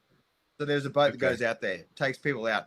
Mate, there's Cool. a drop off on Flora, which it drops from, I think it goes from 5 or 6 meters down to 1.5, 2,000 meters. It's a Yeah. cliff. Wow. And you swim off it, and I was made to do it when I was being initiated. Let's call it that. They Yeah. said, "Oh, put a mask and snorkel on, jump off the boat because we anchor on the top of the reef, so we're up in 10 meters, right?" And then they Yeah. said, "Put a mask and snorkel, and then swim off the edge, and just keep swimming until you can't see the reef anymore." Which out there, it's about 100 meters viz. So you keep swimming, get to a point. This is in a wetsuit, looking like a seal or something. Like a seal, yeah? and you look. And he said, once you can't see the reef, then you got to think about the fact that you got 2 kilometers of water underneath you, and then you can swim back. And that was special. That I'm sure is when the Jaws theme tune starts ringing through your head. Yeah, that's exactly where I was going with that. That's when you get scared. It's incredible. Mate. It's incredible. It's incredible. It's incredible because the visibility is so clear. When you're on the actual drop off, you look down the reef, and you might see a grouper or a big, 1 meter fish that looks this big, but you can't actually work out how far away it is because the water's so clear. You can't get a depth perception. So it's amazing. It's amazing spot. Rippy, Yo. see the waves? See the waves on the satellite breaking on there? Yeah. It's so shallow. You can stand there. So full of corals. You can. That's so shallow. That's why the waves are breaking, and the other reefs have that too. So if you zoom on them, you just can do it at home. You'll see how shallow it is, and So it's just crazy. is that where you're going to take us when we come out? Yeah, that's easy. That's next. That's next door. That's. I'll take you here. Just move. Yeah, that's a good spot too. Bat Reef. It's a good spot. On that corner there, on that edge, on the right corner. Yeah, that edge. Just That's Trippy, just we'll really push good you up. work. Put you I up want on the the, shallows there, mate. We'll put you in the shallows. You can go and look at all the beautiful spatulata. You know, like oh wow. there's Yeah. some really Yeah. bright pink, orange, green spatulata right up on top. So you can be swimming in a Ah. meter. You don't need to There's- worry about sharks. You'll be fine. Nah. Swim on top. There's a spot. There's a spot. There's just a sand. Can move out again, Tom? Just want to show you the sand. Okay. So as soon as you come, you know exactly where. Move a bit to the south. So move down. I want to below Pixie. Yeah. And then move to the right. Stop. Move closer. Just get Come on, close Tom. to this. Yeah. Exactly where your mouse was before. See the top there? There is a white spot. That's Michaelis K. Yeah. That white spot. Yeah. See that? So that's the sand K, right? And that's a green zone too. And around it is all reef, and there's a lot of birds on that thing, right? And there's a lot of GTs just waiting for the Please birds. tell me you can take a barbecue on there as long as you clean it up and go fishing. You can, yeah, you can Wow. do that there. And there's another one you can do that too. And it's actually not in green zone. It's just below it. Go a bit lower, and I'll show you. That's the other one. But it's not that as good for coral. This one is really good for coral. Here, next to it. Yeah, go closer. Vlasov Reef. Yeah. So that's Boys, you Vlasov like K. this? Yeah. That comes fully out of the that gets covered in high tide, but it gets washed out. Then it comes out. It's pure white sand, and I had my brother's bucks party on that. Wow. What's that? A stag do? Yeah. Vlasov K. Vlasov. Yes. In Michaelis, there's no a girls. spot. There's a bunch of guys And a playing cricket. stag do on a private island playing cricket. Drinking. We played cricket, mate. That's all we did. Australians, isn't it? The way it is, and you need to know on Michaelis, there is a spot that I really want to show people when they're here. And there is a spot where there's staghorns just growing in that white sand. So there's no reef. There's a reef close by, but there is actually literally no reef there. They're just growing out of the sand. It's just impressive. You wouldn't ever expect that to just. It looks like a little. I don't know. It's just strange. There's another spot right. Do you think possibly that could be the beginning of a new reef starting there then? Possibly or no?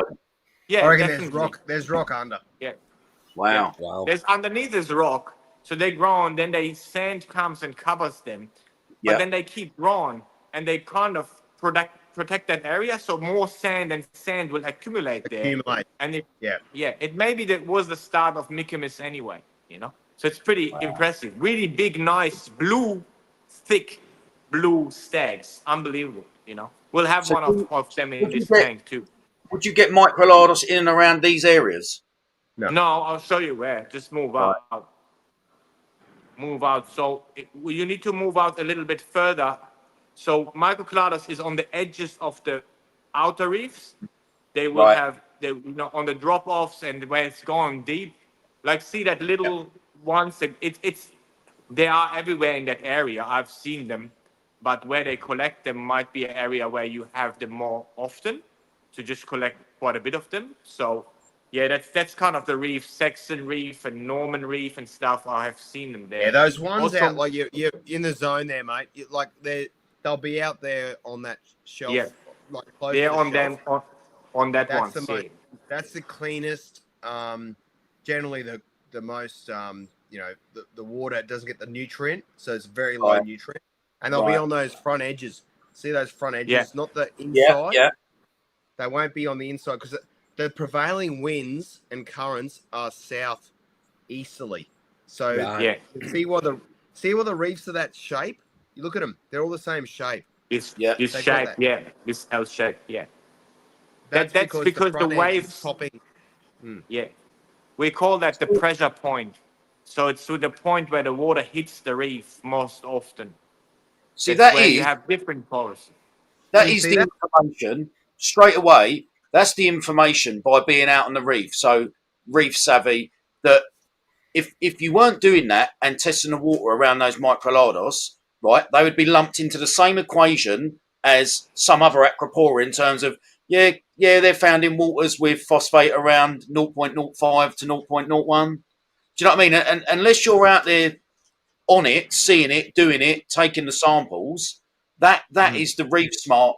Do you know what I mean? That is it. You know And, what's and funny, mate, listen, Drippy? Go, go go, on. Drippy. Fascinating. No, I was just gonna say, mate. I'll be the first to say I worked as a collector for those years, but then guys that are way better, way smarter as collectors have like I got moved up into more the looking after the water quality for the systems and then management and export of coral. So, but the best thing is I still know all the best divers. So Yeah. I tap into. I'm not saying I'm the know everything about the reef, but I know the guys, Yeah. the very best of what they do. So I've got Tim, who's our one of the best deep. He's the only one diving to 100 meters. So I can speak to, and Ehsan sees him at the markets every weekend. Yeah, You know, Tyson, Kale, Dave. But I can if you're speak to all these guys that if they're you're mates in of and mine. around, if you're in and around these people, right, day in day out, or you still have got, you're in and around the real knowledge, not the textbooks, not the people that have never been out there. Do you know what I mean? Your company are the answers. Do you know what I mean? The real yeah, answers. yeah. Yeah, The, and the then, mate, funny, to be honest with you, these guys don't want to talk to anyone. Yeah. They yeah, don't. They're not about. That you'll never see them on a live stream. Yeah. You'll never see them Lovely. on a. They won't even. They're not even on Facebook. These guys. They don't Yeah. want Yeah. to be. They just do their job, and they're Yeah. fishermen. They're real old school fishermen that know their shit. They know how to find coral. They know where they live, and if I need to ask them a question, that's who I go to because I know that they know the answer. What a weapon! What a weapon to have. yeah, Mate, you'll meet them. definitely. Mate, they'll Yeah, definitely love to catch up with you, and I'll Drippy, take you. it's We'll catch up. Brilliant. Brilliant. Drippy, it's emerging. It's emerging into this. This is what I mean Yeah. with like five Yeah. times the knowledge, you know, the Yeah. understanding. That's what it is. And then we went there. I dived there with Linda. There was a spot where I dived the opposite of the pressure point, and then I find loripes. You know, loripes, the really aquapar Yeah, loripes, the pink smooth tip, skin. super nice, smooth one, super hard to keep. Like a lot of people, oh, it's so hard, it's so hard, man. If you would know what I know, like I'll put a loripes in here and try something. This is just crazy. It was only loripes. Like there was no other aquapora, only loripes, and it was inside. It's not outside. It was inside that shoreline. So it was on the other edge, not the pressure point. Yeah. You know, so it was an absolute crazy thing. I was like, oh my God, I thought my whole life this coral needs totally something else. And if, whatever you go and ask, and whatever you type in, there was, oh yeah, high pressure, high light, high this, high And that. you ain't Man, and you ain't learning that or discovering that from having a farm in Germany. no, because there's no farm in Germany. But this is this is why I gravitate towards asking. You know, Julian. I mean, how many fucking questions did I ask you in Orlando around the pool bar, mate? And I can't answer them all. But you know the thing, Yeah. we can get the answers because we know the guys, and we know we actually are here. And the point is, it's not about what people have success in their aquariums, because you can be successful with certain species in an aquarium.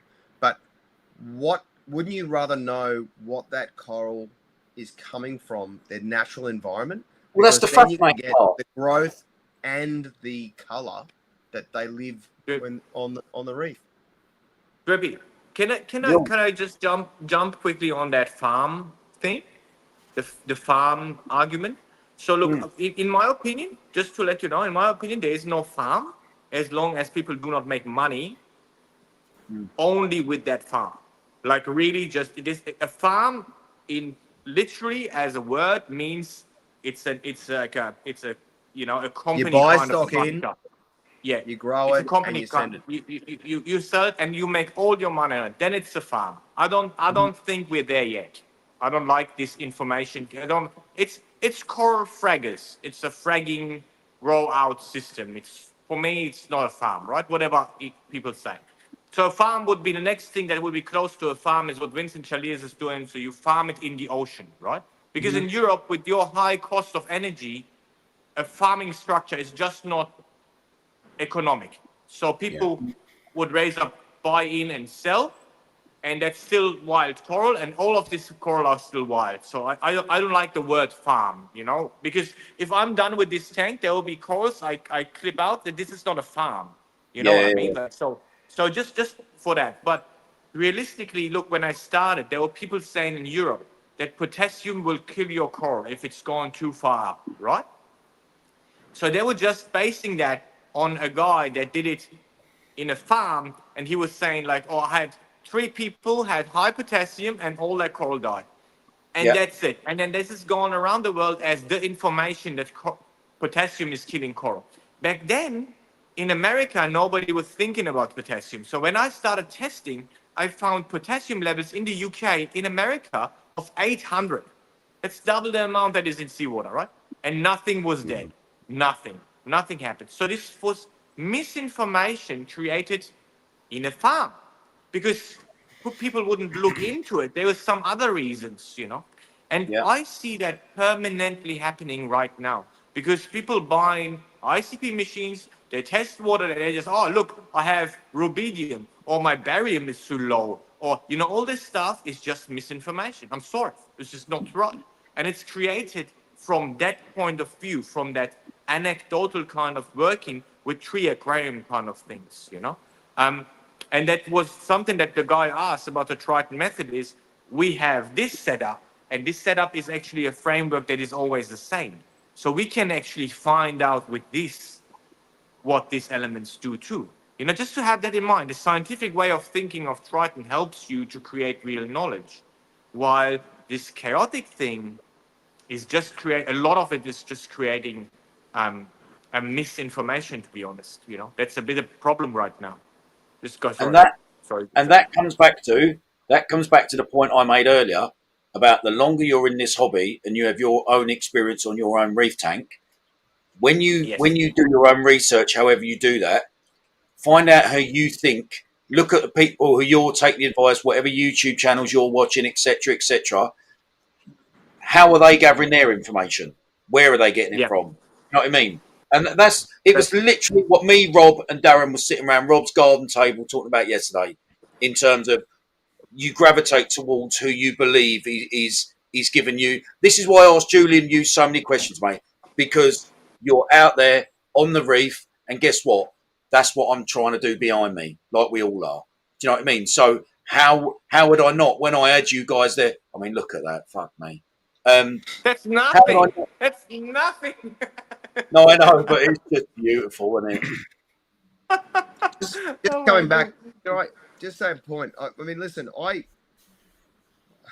studied university, and I tried to find how do I do a degree that's going to lead me to something that's really beneficial. I thought aquaculture. Yeah. I thought, how can I really get in? Because that was the hardest thing when I was thinking I was going to start a career in this industry. And my dad was very angry with me because I left engineering to become a marine scientist. I think I've told you guys a story. He wasn't happy. He said he thought I was going to hug dolphins for a job. Yeah. He might have said it a different way. There was something to do with dolphins, but it wasn't hugging them, Julian. We know No, that. We know the stories. It was a bit more. But no, I actually I did look for something which I could, see a pathway forward. And I love fragging. I love that we've evolved this industry through, even wild collections led to massive. I look back when I started, everyone couldn't keep Goniapora. No one could keep Gonnies. I don't know if you guys remember that time, but Yeah. Of course I there do. was a shop owner that said to me, I don't think that you guys should, like he said to me as Cairns Marine, you shouldn't sell Gonnies because they can't be kept. And I said, mate, I don't agree because we sustainably collect them under quota. And if you had that attitude, we wouldn't be keeping and growing Acropora right now, because you said back in the day we shouldn't collect Acropora because we can't keep them alive. As Ehsan always said, they're all called strawberry coral, weren't they, Ehsan?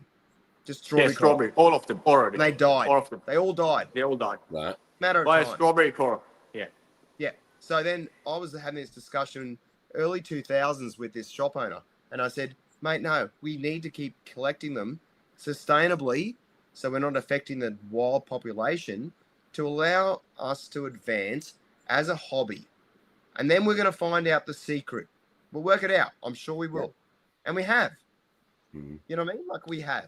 And I'm really proud of our hobby, looking at over that I've been involved in the last 30 years, marine hobby, that I've seen us grow to the point we are now. And now ICP testing is giving us even more knowledge to be able to do it. But I just see, you know, that we actually now, the funny thing is, I came in as this scientist having a degree in marine science. They went, oh, you're going to bring something to the hobby. Whereas I feel the hobby's now bringing that information back to the scientific community more so than ever. And everyone's looking, all the scientists, be it like Ehsan and the Horniman Museum, he helped Jamie Craigs to do the coral spawning that is now accepted as one of the leading coral spawning projects. Facilities, Facilities. But that was Ehsan's got a joint paper with Jamie Craigs. So that's the hobby that is bringing back to science, which I started with. And I love that. I absolutely love that our hobby is leading, I would say leading the knowledge that now that the scientists are having to catch up. They're catching up. They're way behind. Yeah. The elite hobbyists were ahead of the scientific community. That's awesome. I love it. Yeah. Well, I think it comes back to the way. Listen, I've only been in 4 years, but I always take the time to speak to reefers that are many years in before me, and even though a lot of the basics are the same principles today, it's the extra knowledge around so many variables that are advancing year on year. Do you know what I mean? Year on year, because I've heard the stories of everyone believing that nutrients had to be zero, and then over time, the learning, the understanding, and it can only come from actually either someone experimenting in their tank at home, or it's coming from people out on the reefs like you two. Can I, Drippy, realistically, right? Just give that another layer, okay? So look, just to let you know. So you go on, okay.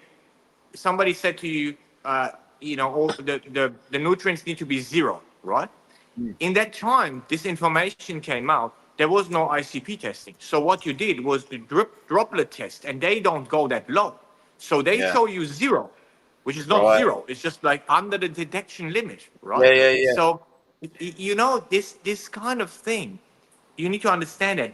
What I do not like to our hobby, and I want to jump in, Jules. Like I love what you said, and I love what you're saying, Drippy. But what I do not like is the sales pitch to it, because that's causing a lot of interference with that knowledge that is building up. People say, "Oh, okay, let's try that." Like, okay, more and more phosphate, more and more. Not, you know what I mean? Like, it's just not. The logical path is missing. But as soon as somebody comes in and say, "Oh, you know what? You need to use this." There's things sold, mate. Like, somebody is selling right now a universal, like, dilution solution. Oh, stop it, man. Like we know fucking all about water, that. mate. That's Talked about that many a time. And this is not the way. We stop this, and the rest is really good. The people at home, they're doing their little bits, like you say, and it's not as little as you think. There's people contacting us saying, "Hey, you know what? I put vanadium in, and I did this and that, and I found out lithium. Lithium was, and I didn't find out. It was the community. There are people dosing magnesium in America because their biopsies was dying from it, right? So they're saying, "Oh, I put that magnesium in that brand, and all my Bropsis is gone. And then we started testing that brand magnesium and found there is a lot of lithium in there. And I found that the tanks using it having a lot of lithium, and they still have it in America. They still have higher lithium levels than anybody else. And this led to understand that lithium is actually going against that Bropsis. So we'll use lithium from now, high dosage, to get rid of Bropsis. But without these reef keepers, this information never would come up. And they did it. It was not a sales thing. Nobody was telling them. Do you know what? Like Just quickly to jump in before I forget. yeah, In a roundabout way, what you are describing there is that anyone gatekeeping any information is a total detriment to the hobby. yeah, Because if, like you say, hobbyists unveiled that for you, you unveil things for hobbyists. Surely we all want to get to a point of learning more and more and understanding more and more as quick as possible. Do you know what I mean? Yeah. So anyone withholding information, what's it? What, for ego? But that's against the animals, isn't it? I mean, money. Drippy, yeah. There's a lot of people that like to keep the secrets, especially people Can't get on like with that. if you got a coral farm and you are working your things out, you're not giving that information out. I mean, there's a IP, I guess. But they're the people I don't want to be anywhere near. Do you know what I mean? Because what are your true intentions then, really? Do you know what I mean? Yep. It's not helping, is it? Nah. And Drippy, I'll tell you, it is a very normal thing. I'm not angry with these people. That's fine. Yeah. If they go their way, and if you wanna ask one of the fishermen here where he is going to catch his fish, if you get it out of him, mate, I will kiss your feet. I'm telling you, he will. I'll have a good go. I'll have a good The go. best thing can happen. I'm sure he will. The best thing that can happen is he's telling you, listen, mate, don't ask me because I don't want to lie to you. So they won't tell you. And the Tickle same the thing, balls. like there is Tickle the balls. Yeah. You get anything. exactly. Right, okay.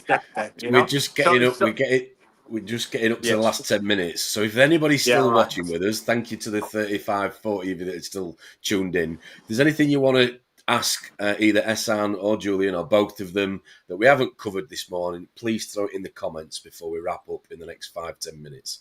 That just leads me on to ask you two, gentlemen, what is the future of Triton? I know you're gonna probably launch something, so I'm not asking you to divulge that now, but what's the focus now? What is the plan moving forward with the business? Good question, Thomas. So,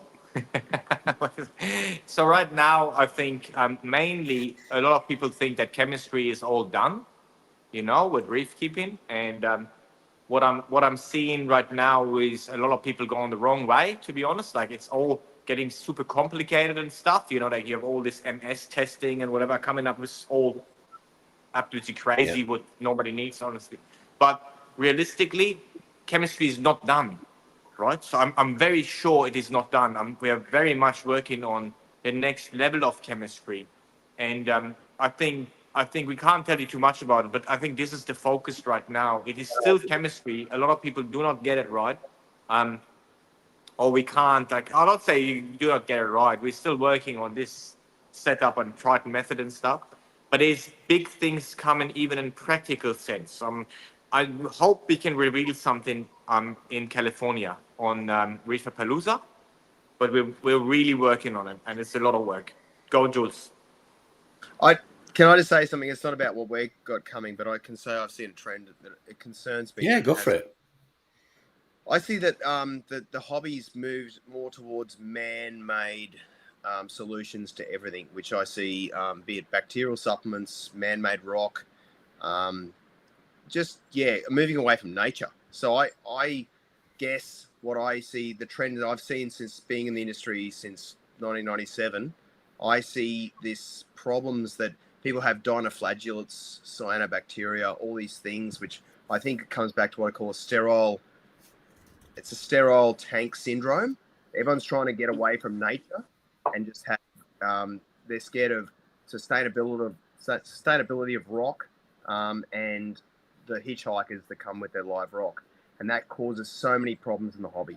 So that's all I'm going to Yeah. say, guys. I think everyone's got to be very careful when they go that road away from nature. Think that we have man-made solutions for all the things, be it bacteria or rock or whatever you have in your tank. This tank behind me is 50-50. So the structure that you can see is man-made, called the ironing board. The sump is absolutely full of live rock that I think is about 15 years old that came out of a shop that shut down. There's more live rock surface area down there than there is in there. Beautiful. Yeah. That's just for show and to keep it separate. Yeah. You got a question? And You got a question there from Kumar, Tom, for the lads. I'll do it. Can lots of bricks and rocks and pumice stones in sump cause high nitrates? And reducing number of those bricks reduce nitrate levels. So this is in the sump. Yeah. I don't know if there's a relation between it, but it always can be. Is that like, what is this kind of rock he's talking about? Is that this very Pumice stones porous rock? It's a volcanic, volcanic rock. Yeah, I wouldn't. It's just, We used to get dry skin off of them, off our feet. Yeah, I wouldn't do that. There's a lot of things like that. You know, the reality is not a rock. It can trap your whatever you put in there, like foods and stuff, and then they're just like a little bit of a sponge that just trap crap. Yep. And then and that's causing My opinion, any of those like big blocks in sumps, I think trap a lot of detritus. You want free flowing nitrate and export. Yeah, that can. You're happen. talking bioblocks, Julian, there, or Ehsan? Yeah, I don't like them too. Say, man. It's just bioblocks. He's saying bioblocks. Ceramic balls, bioblocks.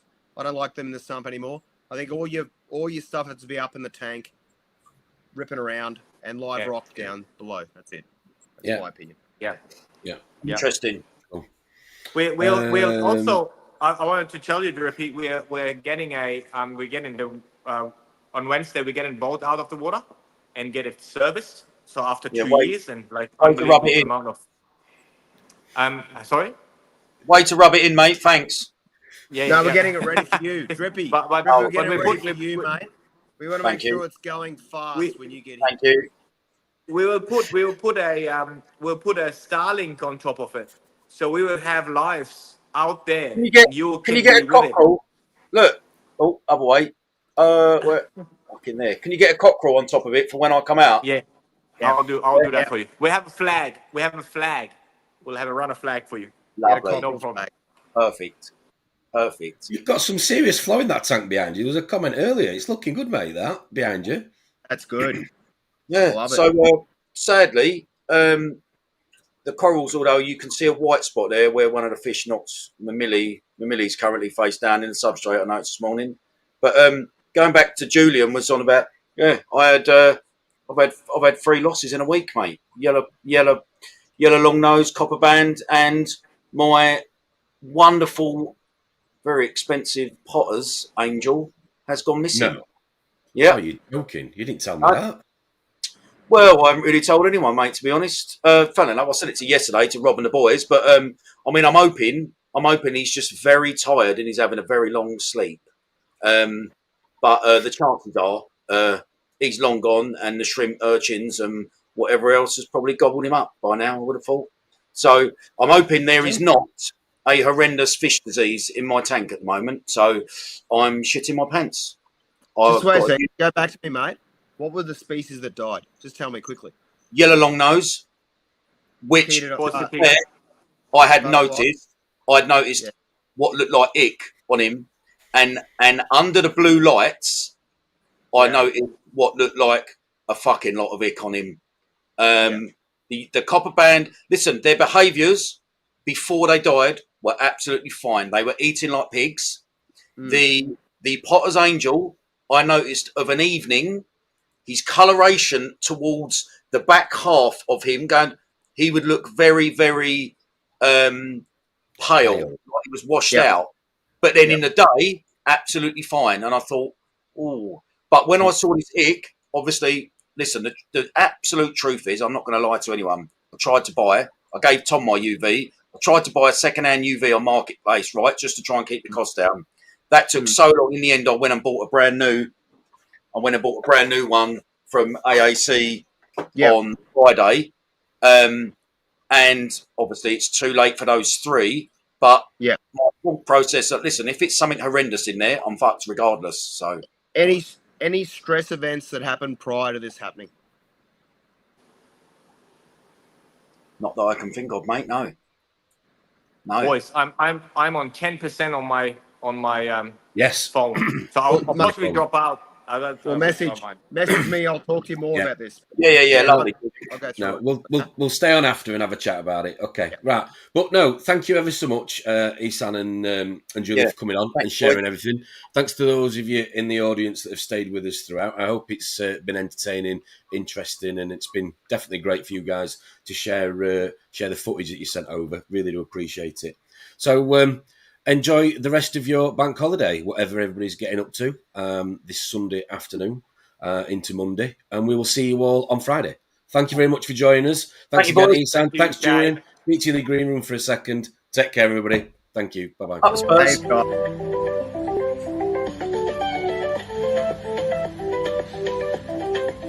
Oh, hello. All right. Sorry, just caught me wearing a pair of Drippy's old trousers. Jamie, Reef and Teeth, how are we all doing? Just thought I'd jump on and let you know I'm joining the boys on the Reefers Network next Friday for the live stream on YouTube to discuss all things reefing, all things current, probably talking about converting an 8-foot freshwater tank, into an 8-foot saltwater tank. Yes. So come and join us. It's going to be me, Drippy, The Onion, and Monty Don the Gardener from Scotland. See you there Friday. Grab the beers. Boom.